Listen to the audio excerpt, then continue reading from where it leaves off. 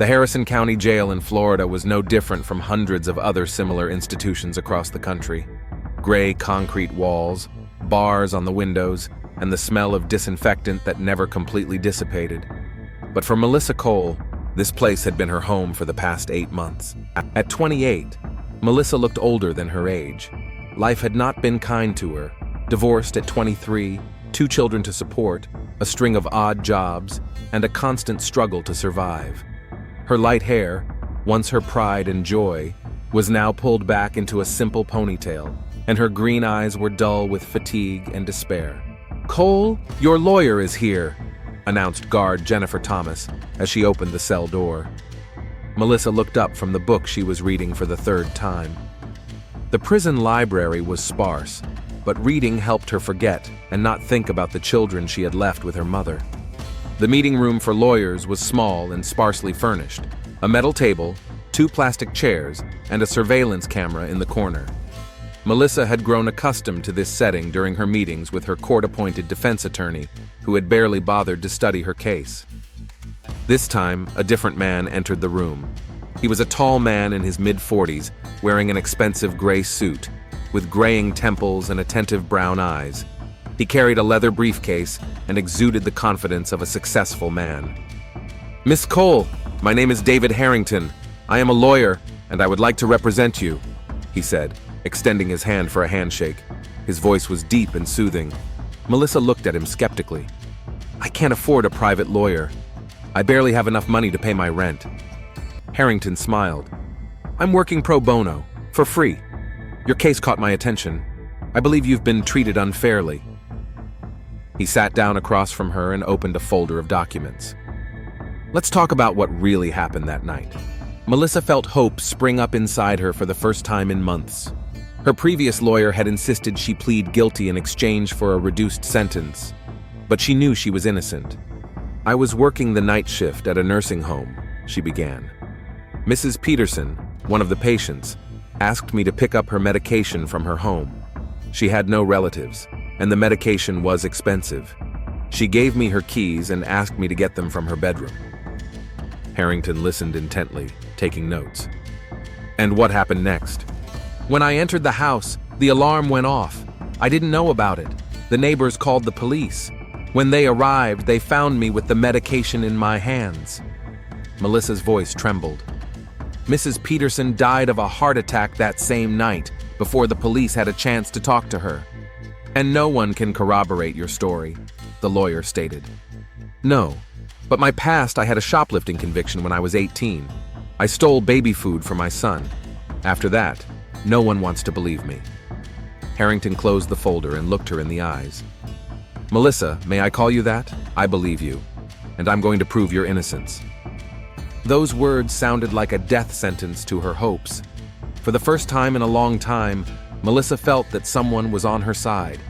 Over the next few weeks, her meetings with Harrington became bright spots in Melissa's gray prison routine.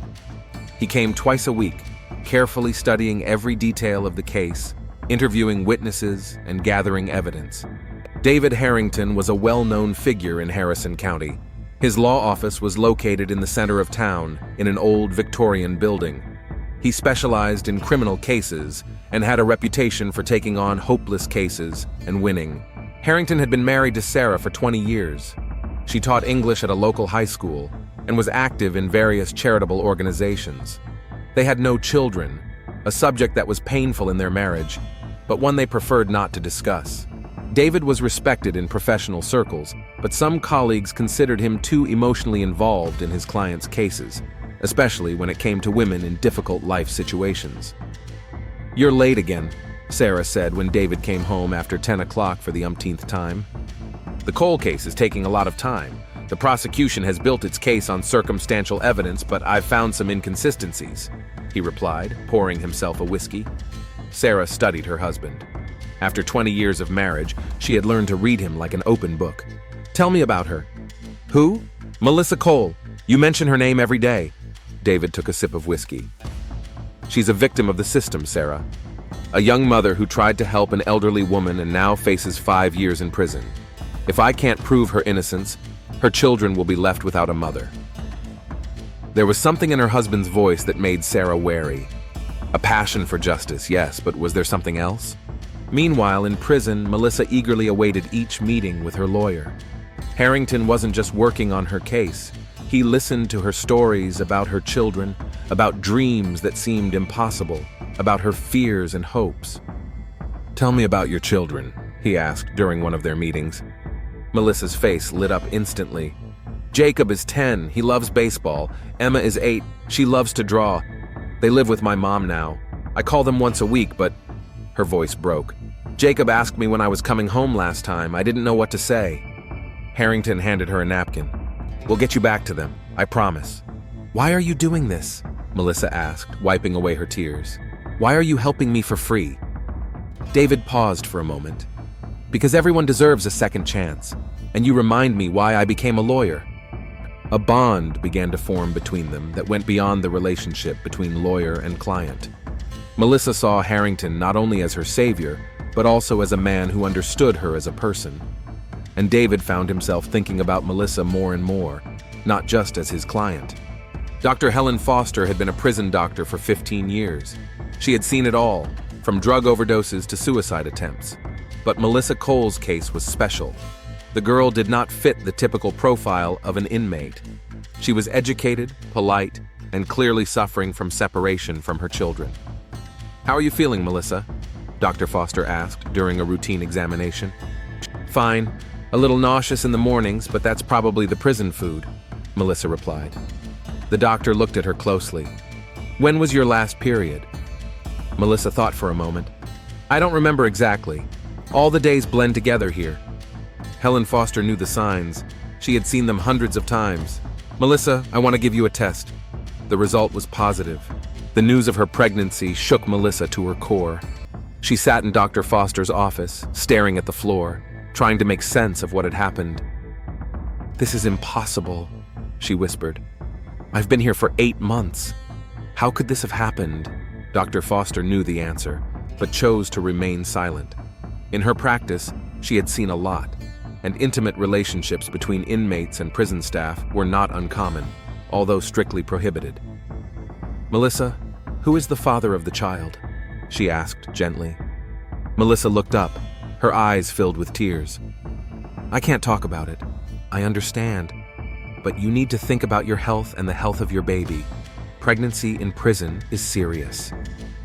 After talking to the doctor, Melissa returned to her cell in shock. She knew that this pregnancy would change everything, and she knew who the father was. Her relationship with David Harrington had developed gradually. At first, it was a professional attachment, the gratitude of a woman who had been trusted for the first time. But over time, their meetings became more personal. "Tell me about your life before all this," David asked during one of their meetings a month ago.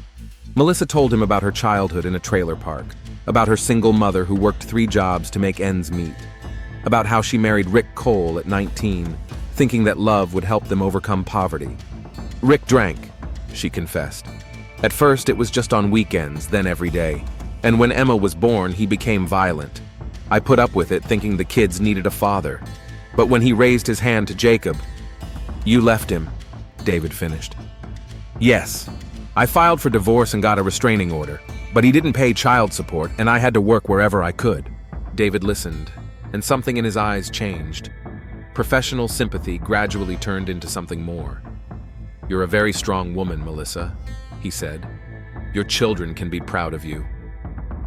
At that moment, something intangible happened between them. A touch of hands across the table, a look that lasted too long, words of support that sounded too intimate. And then there was that meeting when David brought good news about the case. Emotions overwhelmed them both, and the line between lawyer and client was crossed. Now that she knew she was pregnant, Melissa understood the complexity of the situation. She was pregnant by a married man who was risking his career and reputation to help her. At the Harringtons' house, the atmosphere was becoming increasingly tense. Sarah noticed changes in her husband's behavior. He became distracted, often stayed late at work, and when he talked about Cole's case, there was a note in his voice that worried her. "David, we need to talk," she said one evening when he came home late again. They sat in the living room of their Victorian-style home, which Sarah had lovingly furnished over the years. On the mantelpiece were photos of their travels together, but there were no pictures of their children. "What about?" David asked, without looking up from his documents. "About us. About what's happening to our marriage." David looked up. "Nothing is happening. I'm just working a lot." "You've always worked a lot. But now it's different." Sarah sat down next to him. "David, we've known each other for 20 years. I can tell when you're hiding something." "You're being paranoid, Sarah." "No, I'm not paranoid. Tell me the truth about Melissa Cole." David stood up and walked over to the window. "What do you want to hear? That I've fallen in love with a prisoner? That's absurd." But his voice was shaking, and Sarah noticed. "David." "Enough, Sarah. I'm tired. Let's go to bed."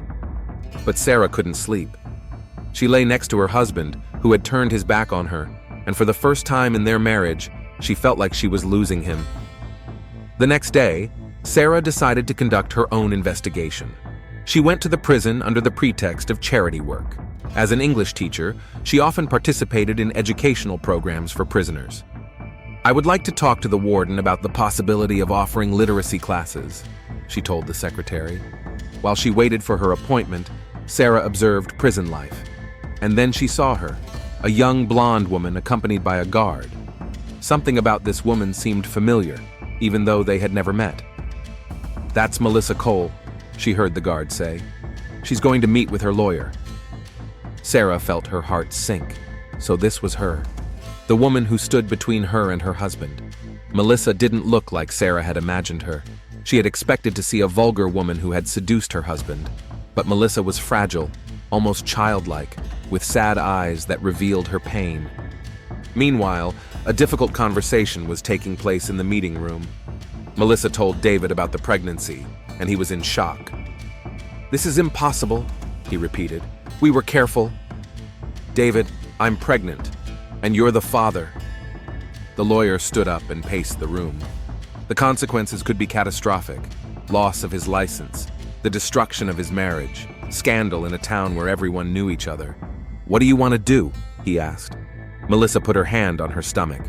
"I want to keep the baby, no matter what." "Melissa, think about the consequences. You're in jail. You already have 2 children you can't support." "This is our child," Melissa interrupted him, "and I'm not going to give it up." David realized he was trapped. On one side was the woman carrying his child. On the other was his wife, his career, his entire former life. Dr. Foster watched the events unfold with professional detachment, but also with growing concern. She knew that Melissa's pregnancy would sooner or later become known to the prison administration, and that meant an investigation that could ruin many lives. "Melissa, you should think about telling the child's father about your condition," she said during another examination. "He already knows," Melissa replied quietly. "And what did he say?" Melissa was silent for a long time. "He's scared, but I think he'll do the right thing." Helen Foster shook her head. She had seen many situations like this in her career, and they rarely ended well. Sheriff Jim Carter was an old friend of David Harrington's. They had gone to school together, played on the football team together, and Jim had been the best man at David's wedding. So when he heard rumors about the lawyer's special relationship with a prisoner, he decided to talk to his friend in person. "David, I need to talk to you," he said, walking into the lawyer's office unannounced. "Jim, what's going on?" The sheriff closed the door and sat down across from his friend. "I've been hearing rumors about you and Inmate Cole. I hope it's just gossip." David felt the blood drain from his face. "What are you talking about?" "Dave, I've known you all my life. You've always taken your clients' cases too much to heart. But this could destroy you." "Jim, I'm just doing my job." "Then why did your wife come to the prison yesterday? What was she doing there?" David fell silent. So Sarah suspected something. "Listen, Dave, I'm your friend and I want to help. But if these rumors are true, you need to stop this right now, before it's too late." After the sheriff left, David realized that the walls around him were closing in. Rumors spread quickly in a small town, and sooner or later the truth would come out. When he got home that evening, he found Sarah in the kitchen. She was cooking dinner, but the atmosphere was icy. "I was at the jail today," she said without turning to him. I know. Jim told me. I saw her, David. Melissa Cole. David sat down at the kitchen table. Sarah. She's beautiful, young, vulnerable. Sarah turned to him, tears in her eyes. I understand why you fell in love with her. Sarah, it's not what you think. Then what is it, David? Explain to me what's happening to us, to our marriage. David looked at his wife, the woman he had lived with for 20 years, who had supported him through everything, who had suffered from their childlessness as much as he had, and he couldn't find the words. I don't know, he whispered. I don't know anything anymore. Sarah sat down across from him. David, if you want a divorce, just say so. Don't make me guess. Don't make me suffer in uncertainty. I don't want a divorce. I want everything to go back to the way it was. But that's impossible, isn't it? Something has changed irrevocably. They sat in silence, each knowing that their marriage was going through the most serious crisis in its history. In prison, Melissa lay on a narrow cot and thought about the future. The baby inside her was growing, and with each passing day, the situation became more complicated. She knew that David was torn between duty and feelings, between his past life and his new reality. But Melissa had made up her mind. She would fight for her child, for her right to happiness, even if it destroyed other people's lives. She had no choice. It had been 3 weeks since Melissa found out she was pregnant, and every day brought new challenges. Morning sickness made her even more noticeable in the prison environment, where any changes in the inmates' behavior were closely monitored by the guards. Cole, you look pale, guard Jennifer Thomas remarked during her morning rounds. Maybe you should see a doctor? I'm fine. Just didn't sleep well, Melissa replied, trying to keep her voice steady. But it was getting harder and harder to hide, especially from her cellmate, Rita Morgan, a woman in her 50s who was serving time for fraud and had a sharp mind and an even sharper tongue. Girl, I've given birth to 5 children, Rita said one morning as she watched Melissa standing over the toilet, and I know what a woman looks like in the early stages of pregnancy. Melissa froze. What are you talking about? Don't pretend. The question is, who's the father? And how did you manage to get pregnant in prison? Rita was a smart woman. She had been watching Melissa for months and had noticed how she changed after her meetings with her lawyer. The sparkle in her eyes, her nervousness, the way she fixed her hair, it all pointed to a woman in love. That's your handsome lawyer, isn't it? Rita continued. David Harrington. I've seen him a couple of times. He's an attractive man. It's just a shame he's married. Rita, please. Listen, girl, I'm not going to turn you in, but you're playing with fire. Harrington is a respected man in this town.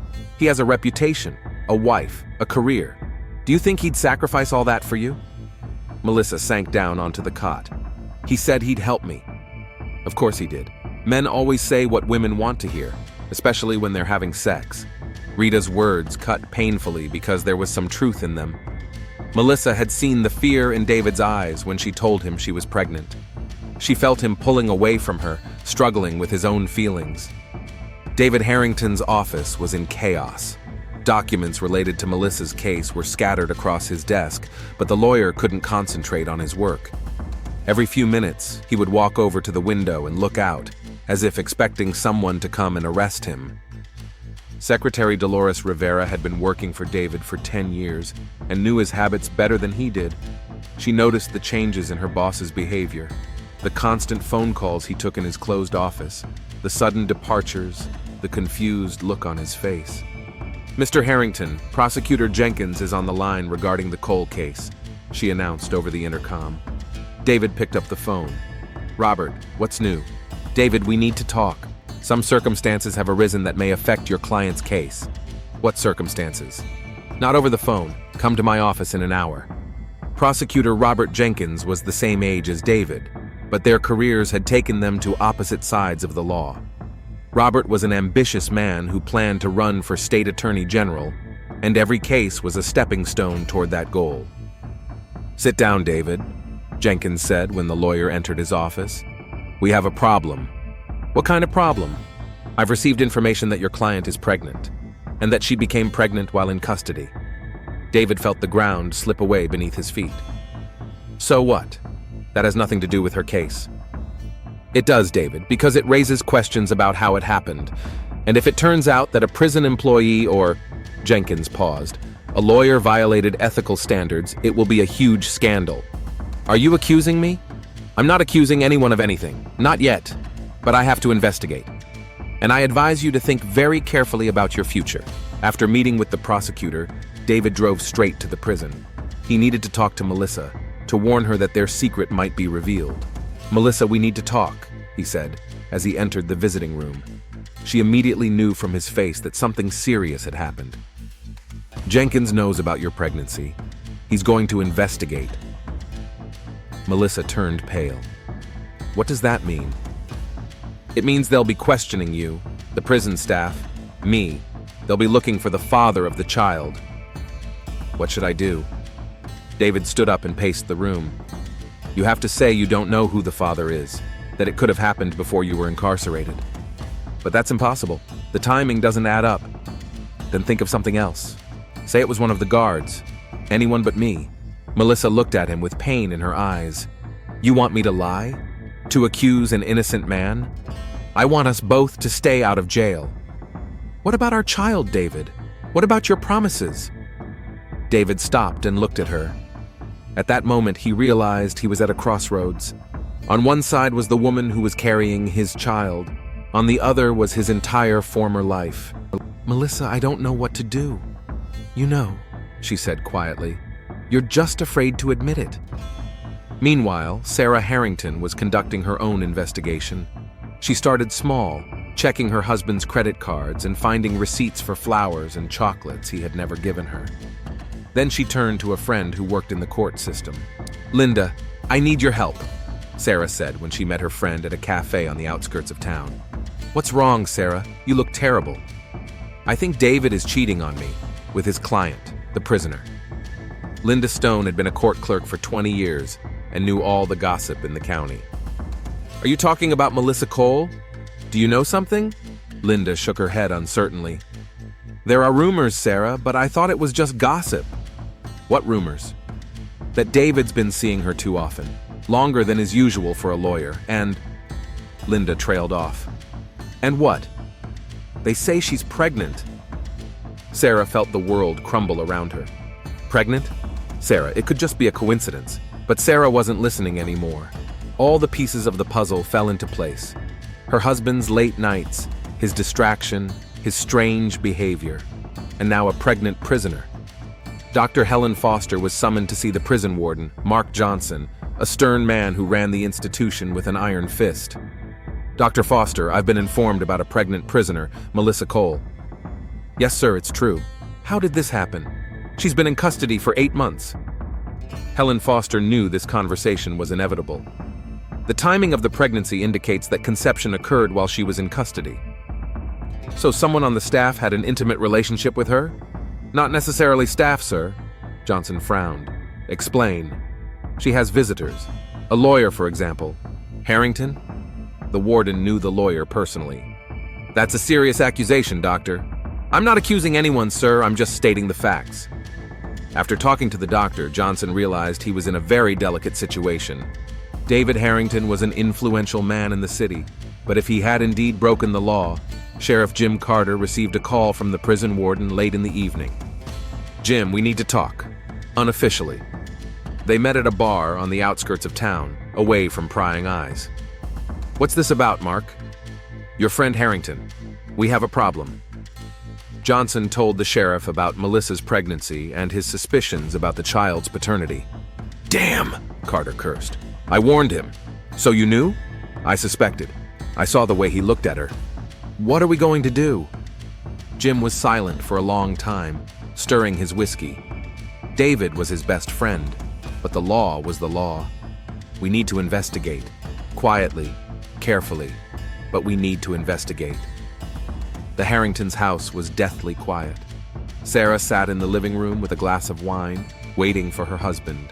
When he finally arrived, it was already past midnight. "I need to talk to you," she said. David looked at his wife and knew that the moment of truth had come. "Sarah, she's pregnant, isn't she? Your client." David sank into the armchair opposite his wife. How do you know? Everyone knows everything in this town, David. The only question is when the information becomes public knowledge. Sarah, I can explain. Explain what? That you slept with a prisoner? That you violated all the ethical standards of your profession? That you betrayed our marriage? There was no hysteria in Sarah's voice, only deep pain and disappointment. It's not what you think. Then what is it, David? Love? Passion? Or just a way to cope with the fact that we can't have children? The last words hit home. Childlessness was a painful issue in their marriage. Years of trying, doctors, treatment, all to no avail. Sarah, our inability to have children has nothing to do with this. Nothing? Then why did you choose a pregnant woman? A woman who can give you what I can't? David realized that any words would sound like excuses. What do you want me to do?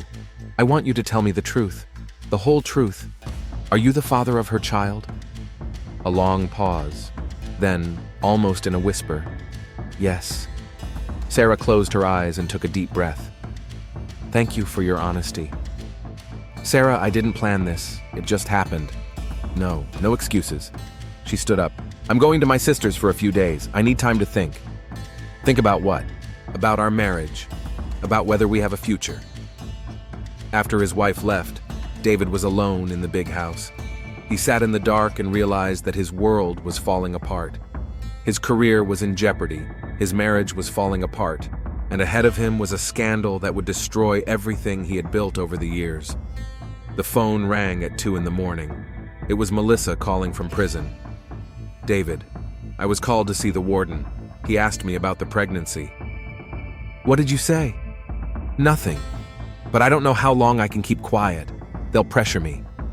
Hang in there a little longer. I'll find a way out. What way out? David, I'm tired of hiding, tired of lying. Maybe it's time to tell the truth? The truth will destroy us both.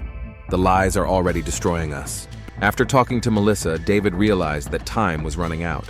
Sooner or later, the truth would come out, and he had to be ready for the consequences. He took a bottle of expensive whiskey out of the safe and poured himself a large glass. The hardest days of his life lay ahead of him, and he wasn't sure he could get through them. In prison, Melissa lay on her bunk and felt the baby move in her belly. This baby was the only bright spot in her life, her only hope for the future, and she was willing to do anything to protect it, even if it meant destroying the life of the man she loved. Rita, watching her cellmate, said quietly in the darkness, "Girl, whatever you decide, remember, everyone loses in this game. The only question is who loses more." Melissa didn't answer, but she knew Rita was right.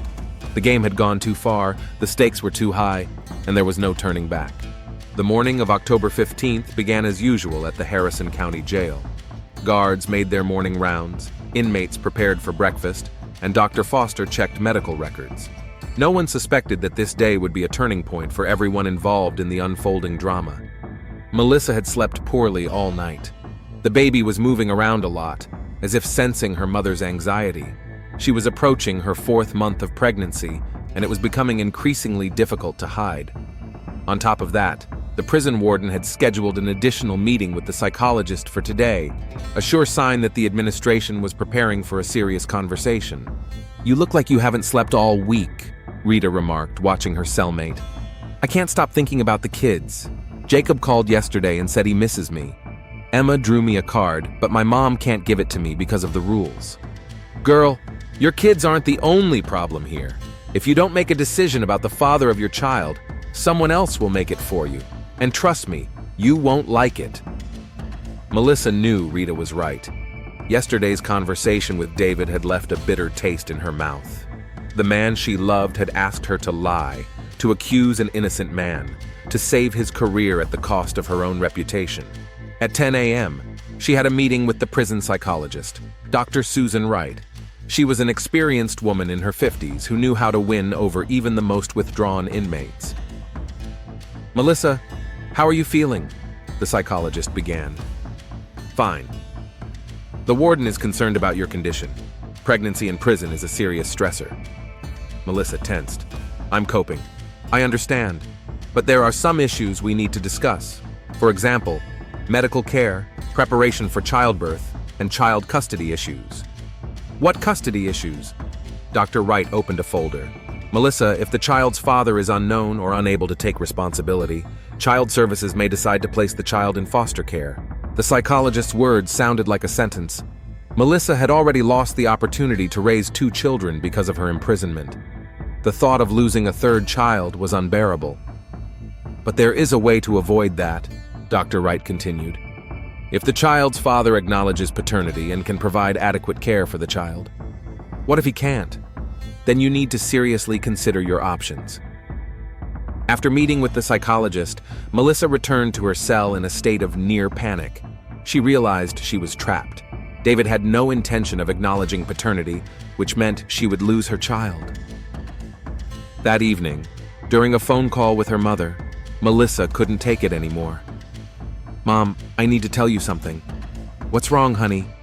"I'm pregnant." A long silence, then a sigh on the other end of the line. "My God, Melissa, how did this happen?" "It's a long story, but the important thing is that they might take my baby away from me." "Who's the father?" Melissa fell silent. She couldn't even tell her mother the truth. "Mom, can you take the baby? When will it be born?" "Honey, I already have Jacob and Emma. I'm 72 years old. I'm not sure I can handle a baby." After talking to her mother, Melissa realized that she was in a hopeless situation. The only way to keep the baby was to get David to acknowledge paternity. Meanwhile, Sarah Harrington sat in her sister's house in Orlando, trying to sort out her feelings. 20 years of marriage, shared dreams, plans for the future, all of it had been destroyed in one night. "Sarah, you have to make a decision," her sister Janet said. "Either you forgive David and try to save your marriage, or you get a divorce. It's not that simple, Janet. He didn't just cheat on me. He cheated with a prisoner, and now she's pregnant with his child. All the more reason. Do you really want to raise your husband's mistress's child?" Sarah thought about it. Did she want to? Years of infertility treatments, unfulfilled hopes, the pain of not being able to have children. And suddenly her husband had a child with another woman. "Maybe it's a sign," she whispered. "Maybe the universe is trying to tell me something." That evening, Sarah made her decision. She packed her things and drove back to Harrison. She had a plan. At 9 p.m., lights out in the prison. The inmates dispersed to their cells, and the guards made their final rounds of the day.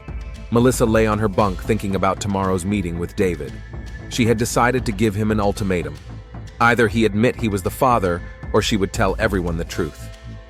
"Rita, are you asleep?" she whispered. "No. What are you thinking about?" "About how everything will change tomorrow." "What are you going to do?"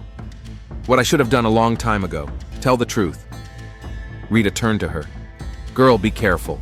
People who are cornered are capable of desperate acts." At 11 p.m., guard Tom Wilson was making his nightly rounds. Everything was quiet. The prisoners were asleep, the corridors were empty, and only the sound of the ventilation system broke the silence. At midnight, Sarah Harrington arrived unexpectedly at the prison. She used her connections in the administration. As the wife of a respected lawyer and an activist in charitable programs, she had access to the facility even after hours. "Mrs. Harrington, what are you doing here so late?" asked the guard on duty. "I need to pick up some documents for tomorrow's charity program. Chief Johnson gave me permission." The guard didn't bother to check. Sarah was a well-known figure and did indeed have access to the administrative offices. But Sarah didn't head for the administrative wing. She knew the layout of the prison and knew where Melissa Cole's cell was. She had the key to the service entrance in her pocket.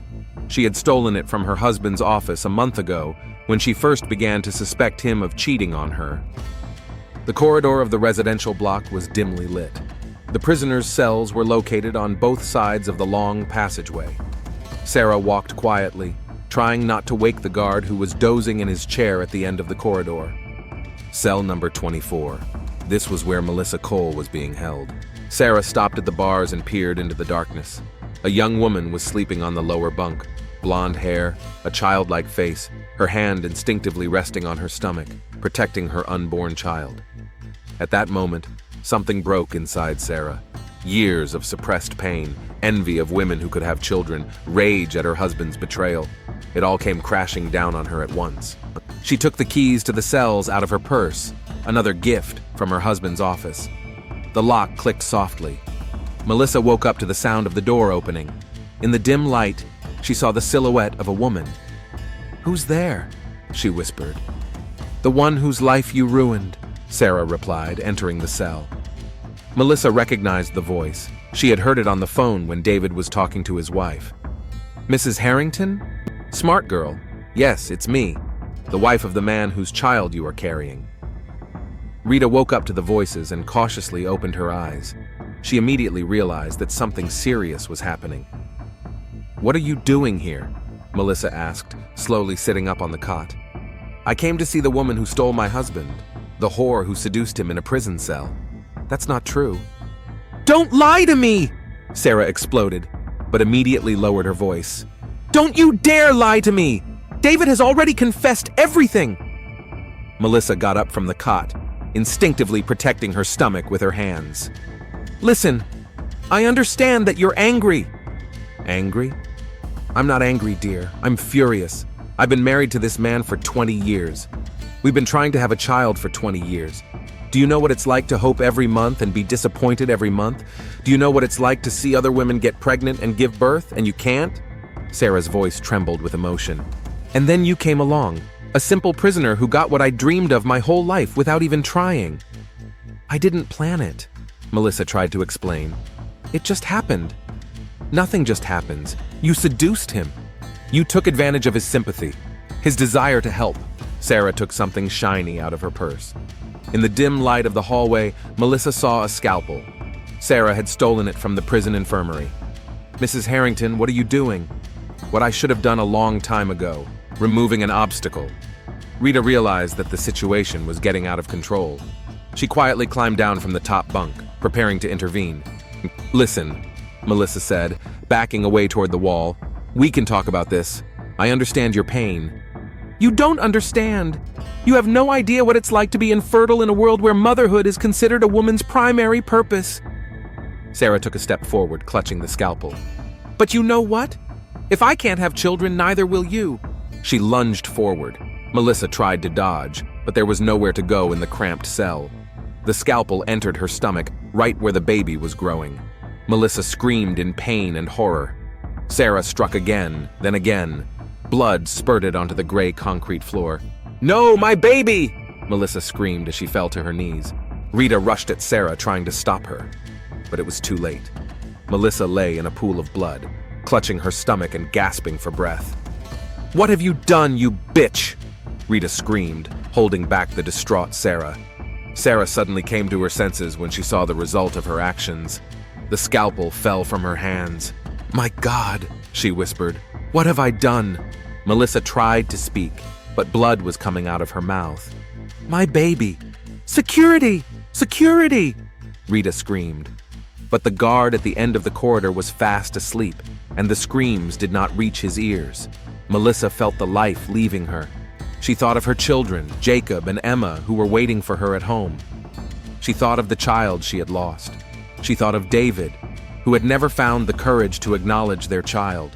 "Tell my children that I love them," she whispered. Those were her last words. Sarah stood over the body, unable to believe what had happened. The rage subsided, leaving only horror at what she had done. "She's dead," Rita said, checking her pulse. "You killed her, bitch. You killed a pregnant woman." Sarah slowly backed away toward the cell door. "I didn't want to. It wasn't me." "Get out of here," Rita hissed. "Get out before I change my mind and kill you." Sarah ran out of the cell, leaving the door open. She ran down the hallway without looking back, thinking only of one thing: how to hide the evidence of her crime. Rita was left alone with Melissa's body. She knew she had to raise the alarm, but first she had to think. Melissa was a good girl who had gotten into a bad situation. She didn't deserve to die like this. Half an hour later, Rita finally screamed, waking the guard. But it was too late. Melissa Cole and her unborn child were dead. When the medics arrived, they pronounced her dead from multiple stab wounds to the stomach and chest. The time of death was approximately 1 a.m. Prison warden Mark Johnson arrived 20 minutes after the bodies were discovered. He immediately realized that this was not a suicide or an accident. It was murder. "Who could have done this?" he asked Rita. Rita remained silent. She had seen the killer and knew who had done it. But she also knew that accusing the wife of an influential lawyer would require irrefutable evidence. "I don't know," she lied. "I woke up and she was already dead." Johnson didn't believe her, but he didn't press the issue. Not yet. By 3 o'clock in the morning, Sheriff Carter, District Attorney Jenkins, and the warden knew about Melissa Cole's death. David Harrington was notified at 3:30.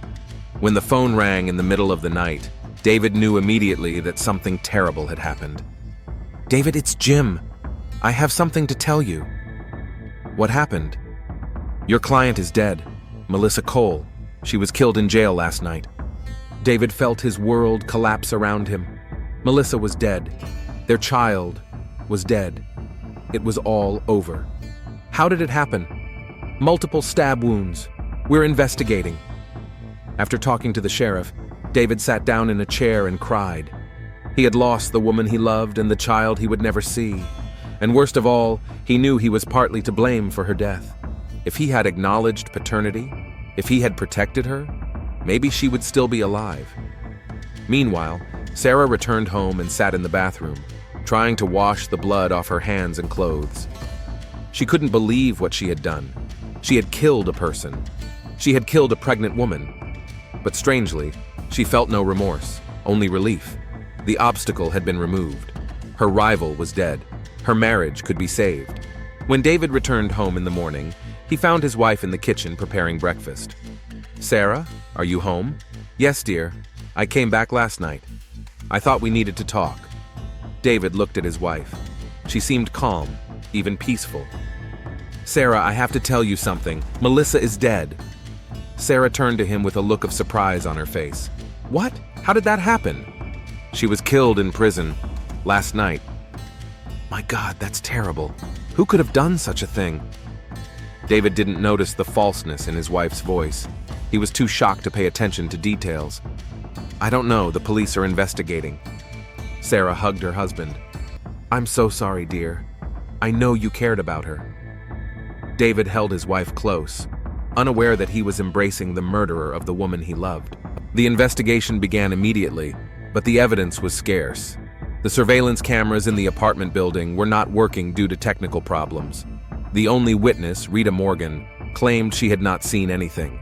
The murder of Melissa Cole promised to be one of the most difficult cases in the history of Harrison County. Dawn broke over Harrison County, gray and rainy, as if nature itself were mourning the tragedy that had occurred the night before. A team of forensic investigators worked in the prison, gathering evidence at the crime scene, while Sheriff Jim Carter tried to figure out who could have killed the pregnant inmate. Melissa's cell was cordoned off with yellow tape. A chalk outline marked the spot where the body had been found, and bloodstains on the floor told the silent story of the last minutes of her life. "What do we have?" Carter asked crime scene investigator Tony Ramirez. "Multiple stab wounds, mostly in the abdomen. The murder weapon is a medical scalpel found in a trash can in the prison yard. Time of death is approximately 1 a.m. Fingerprints? Wiped off the scalpel. The killer was careful." Carter frowned. "Any witnesses?" "Only the cellmate, Rita Morgan. She claims she was asleep and didn't see anything." Jim had known Rita for many years. She wasn't new to prison. She was a smart woman who knew how to keep secrets. But this time, he felt she was hiding something. "Bring Morgan to the interrogation room," the sheriff ordered. Rita sat across from Carter, outwardly calm, but tense inside. She knew that this conversation would determine whether Melissa's killer would get the punishment he deserved. "Rita, we've known each other for a long time. I've always been honest with you, and I hope you feel the same way." "What do you want to ask me, Sheriff?" "About what happened last night. And don't tell me you didn't see anything. There was too much blood, too much noise." Rita was silent for a long time, weighing her options. She could tell the truth and accuse the wife of an influential lawyer, but who would believe the word of a prisoner against that of a respectable woman? "I really didn't see anything, Jim. I woke up and Melissa was already dead." Carter didn't believe her, but he knew there was no point in pressing her now. "All right, but if you remember anything important, let me know." After questioning Rita, the sheriff drove to David's office. He found his friend sitting at his desk, staring blankly out the window. "Dave, I need to talk to you. Officially." David looked up, his eyes red from crying. "About what?" "About Melissa Cole. About your relationship with her." "Jim, do you really think I could have killed her?" "I think you haven't told me the whole truth about your relationship." David stood up and walked over to the window. "What's the point of lying now? She's dead." "So there was more between you than a lawyer-client relationship?" A long pause. "Yes, we were lovers, and the child she was carrying was mine."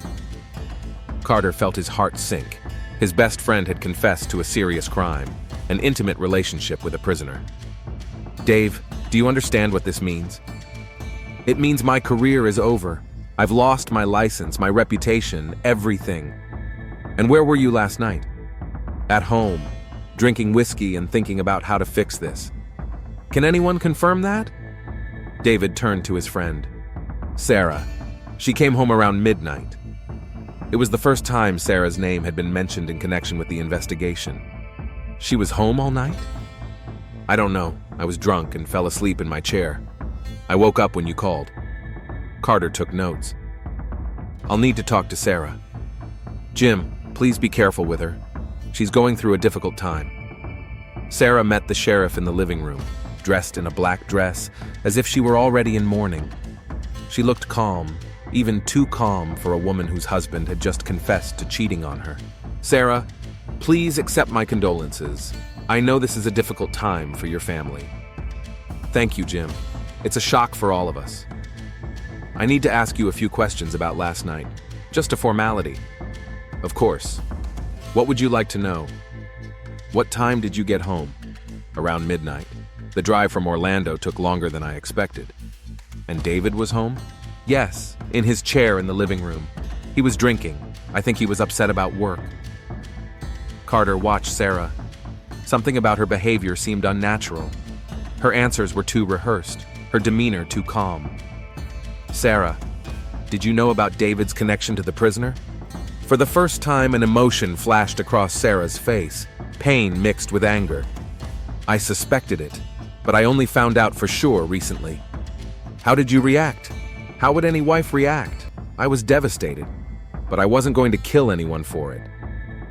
The last sentence sounded too defensive, and Carter noticed.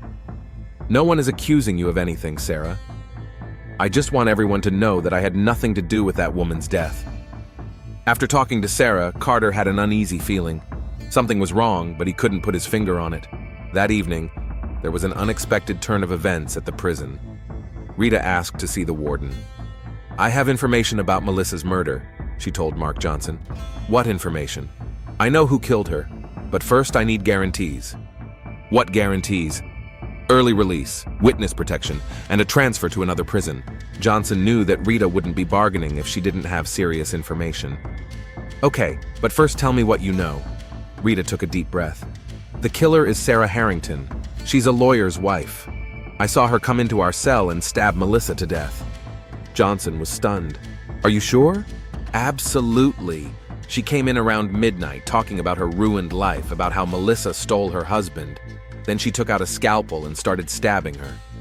"Why didn't you say anything sooner?" "Because I knew who would believe a prisoner against the wife of an influential lawyer. I needed guarantees." Johnson immediately contacted Sheriff Carter. Rita's information changed the entire investigation. "Jim, we have a witness, and he's pointing the finger at Sarah Harrington." Carter felt the blood drain from his face. Sarah was a murderer, the woman he had known for 20 years. "Are you sure the witness is reliable?" "Rita Morgan knows a lot, and she wouldn't risk accusing a lawyer's wife if she wasn't sure. I need proof. A prisoner's testimony isn't enough." Meanwhile, Sarah sat in her bedroom, considering her options. She knew that sooner or later the truth would come out. She had to act. She went down to her husband's study and sat down at his computer. Sarah wrote a detailed letter explaining her motives. "David, when you read this letter, I will be gone. I killed Melissa Cole because I couldn't take it anymore. For 20 years, I dreamed of having a child, and when I found out that another woman was carrying your child, Something inside me broke. I didn't plan to kill her. I just wanted to talk to her, to explain that she was destroying our family. But when I saw her, young, pregnant, happy, I couldn't control myself. I'm sorry. I know you loved her, maybe more than you loved me. But I couldn't let her destroy everything we had built over the years, take care of her children. They're not to blame for what happened between adults. With love, Sarah. She printed out the letter, left it on the table, and went up to the bathroom. In the medicine cabinet were sleeping pills that her doctor had prescribed for her depression after another failed attempt to get pregnant. Sarah poured all the pills into a glass of water and stirred. Then she got into the bathtub, filled with warm water, and drank the lethal dose. David found his wife 2 hours later. First, he saw the letter in the study. Then he ran upstairs and found her body in the bathroom. "Sarah! Sarah!" he shouted, trying to revive her, but it was too late. He called an ambulance, then the sheriff. When Carter arrived, David was sitting on the bathroom floor, holding his wife's body in his arms. She confessed, Jim. She wrote a letter. She killed Melissa, then killed herself. Carter read Sarah's suicide note. All the pieces of the puzzle fell into place. "Dave, I'm so sorry. I've lost everyone, Jim. Melissa, our child, Sarah. I have nothing left."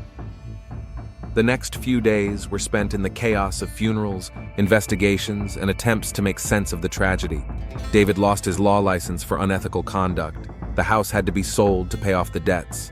Rita was granted early release for her assistance in the investigation. Before her release, she met with David. "Melissa was a good girl," she said. "She loved you very much." "I know, and that's why I couldn't protect her." "What are you going to do now?" "I don't know. Maybe I'll leave here. Start a new life somewhere where no one knows me." "What about Melissa's children?" David took a check out of his pocket. "I set up a fund for their education. It's the least I can do." Dr. Foster continued to work at the prison, but the story of Melissa haunted her. She knew about the pregnancy and could have prevented the tragedy if she had taken more active measures. Prosecutor Jenkins closed the case due to the death of the suspect. Sarah Harrington was officially found guilty of the murder of Melissa Cole. A month after the tragedy, David visited Melissa's grave in the city cemetery. A simple headstone read, "Melissa Cole, loving mother and daughter." "I'm sorry," he whispered. "I'm sorry I couldn't protect you. I'm sorry I was weak when you needed my strength." The wind rustled the leaves on the trees as if answering him. David left white roses, Melissa's favorite flowers, on the grave and left. A week later, he left Harrison for good. The town slowly forgot about the tragedy. Life went on, but for those involved in the story, nothing was the same. Jacob and Emma, Melissa's children, stayed with their grandmother. Sometimes they asked when their mother would come home, and the old woman didn't know what to say. Sheriff Carter continued his service, but the Melissa Cole case became the most painful of his career. He lost his best friend and learned that even the closest people are capable of monstrous acts. New surveillance cameras were installed at the Harrison County Jail, and security was tightened. Warden Johnson vowed that such a tragedy would never happen again. But the most tragic thing was that Melissa's death could have been prevented if David had found the courage to admit his paternity, if the justice system had better protected vulnerable prisoners, if someone had noticed that Sarah needed psychological help. The story is over, but its lessons remain. About the price of lies and secrets, about how despair can turn an ordinary person into a murderer, about how justice does not always prevail, and the innocent often pay for the mistakes of others. Melissa Cole was not only a victim of a murderer, but also of a system that failed to protect her. Her death serves as a reminder that in a world where power and influence mean more than human life, tragedy is inevitable.